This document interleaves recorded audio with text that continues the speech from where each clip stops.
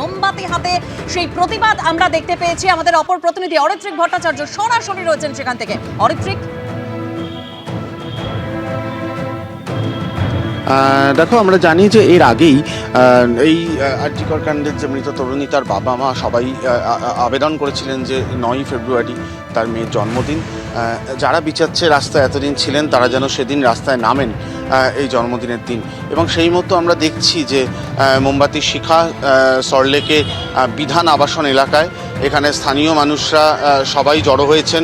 এতক্ষণ তারা মোমবাতি হাতে রাস্তায় প্রায় মানববন্ধন করেছিলেন এবং তারপরে আপাতত তারা সেই মোমবাতি যেগুলো নিয়ে মানববন্ধন হয়েছিল সেগুলো সবগুলো নিয়েই কিন্তু তারা এখানে একটি বেদি মতন তৈরি করা হয়েছে, সেখানে তারা সেই মোমবাতি রেখে তাদের শ্রদ্ধা জানিয়েছেন। এবং তারপরে এখন কিছুক্ষণ আগেও এখানে নীরবতা পালন হচ্ছিল, কারণ আজকের দিনে তারা নীরবতা পালন করলেন। এবং একদিকে যেমন মন খারাপ কাজ করছে এখানে যারা রয়েছেন তাদের মধ্যে, তার মধ্যে একটা প্রত্যয়ও কাজ করছে। সেই ছবি আমরা দেখতে পাচ্ছি। আমার সঙ্গে রয়েছেন চিকিৎসক পুণ্যব্রত বাবু। আপনারা কি হাসপাতালে ঢুকতে বাধা পেয়েছিলেন? কি কেন ভেতরে ঢুকতে চাইছিলেন আপনি? আমাদের পূর্ব ঘোষিত কর্মসূচি ছিল যে আজকে 5টার সময় আমরা ক্রাই অফ দ্য আওয়ারের যে স্ট্যাচু তার সামনে অভয়া জন্মদিন পালন করব। আর আমাদের ঠিক 1 ঘন্টা আগে আমাদের ভাই বোনেরা জুনিয়র ডাক্তার ফ্রন্ট, তাদেরও একটা কল ছিল, তাদের জমায়েত 4টে থেকে চলছে।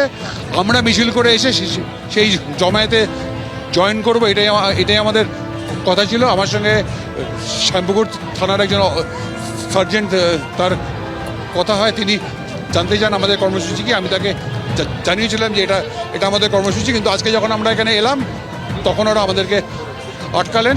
তারপর বিভিন্ন রকম কথা বলতে লাগলেন যে গ্রুপে আপনারা যান, গিয়ে একটা দল ভেতরে ঢুকবে, তারা আবার ফেরত আসবে, তারপরে আবার একটা দল ঢুকবে। তো আমাদের মনে হয়েছে যে এইভাবে আমরা যে কর্মসূচি করতে যাচ্ছি সেটা এইভাবে করা সম্ভব না, সেই জন্য আমরা ঢুকিনি ভেতরে। আমরা আপাতত আরজিকর রোডের ওপর দাঁড়িয়ে। এখানে কি থাকবেন আপনি? দেখা যাক, আমরা তো কোনো বিশৃঙ্খলা করতে আসিনি। একটা মৌন মিছিল, আজকে জন্মদিন, তার সাথে 6 মাসের মৃত্যুদিনের সাথে মিশেছে বলে এসছি। কোনো বিশৃঙ্খলা হবে না, এখান থেকে আস্তে আস্তে শান্তিপূর্ণভাবে এটা এখানে শেষ হবে। আমরা দেখতে পাচ্ছি যে এখানে ইতিমধ্যেই রাস্তা জুড়ে তারা দাঁড়িয়ে পড়েছেন এবং আমরা দেখতে পাচ্ছি সিনিয়র ডাক্তাররা রয়েছেন, চিকিৎসক সিনিয়র চিকিৎসকরা রয়েছেন। সেই ছবি দেখতে পাচ্ছি। বিচারের দাবিতে আজ অভয়ার জন্মদিনের দিনেও পথে নামতে হয়েছে প্রত্যেককে, সেই ছবি আমরা দেখতে পেয়েছি। আমাদের অপর প্রতিনিধি সত্যজিৎ বৈদ্য রয়েছেন। সত্যজিৎ,